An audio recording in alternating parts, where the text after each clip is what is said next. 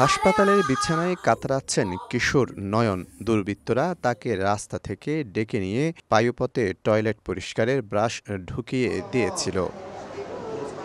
গত শনিবার ফেনীর ছাগলনাইয়ায় জোহরের নামাজ পড়ে দোকানে ফিরছিলেন ফজর আলী নয়ন নামে ওই কিশোর।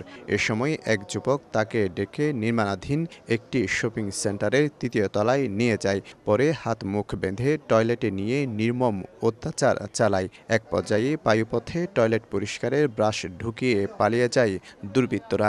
কিছুক্ষণ পর হাতের বাঁধন খুলে নয়ন দোকান মালিককে ফোন দিলে তাকে উদ্ধার করে প্রথমে উপজেলা স্বাস্থ্য কমপ্লেক্স ও পরে জেলা সদর হাসপাতালে ভর্তি করা হয়। ব্রাশটি বের করতে গিয়ে অতিরিক্ত রক্তক্ষরণ হলে উন্নত চিকিৎসার জন্য তাকে চট্টগ্রাম মেডিকেলে পাঠায়। সেখানে অস্ত্রোপচারের মাধ্যমে চিকিৎসকরা ব্রাশের ভেতরের অংশ বের করেন।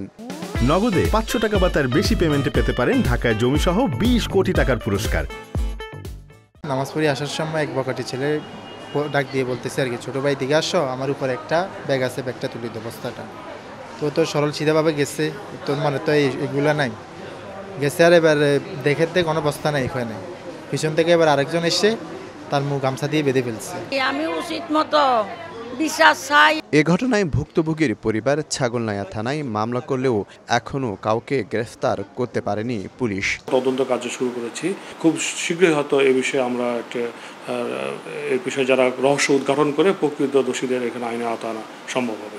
নয়নের বাড়ি নোয়াখালীর কবিরহাটে। সে ফেনীর ছাগলনাইয়ায় একটি দোকানে কাজ করে।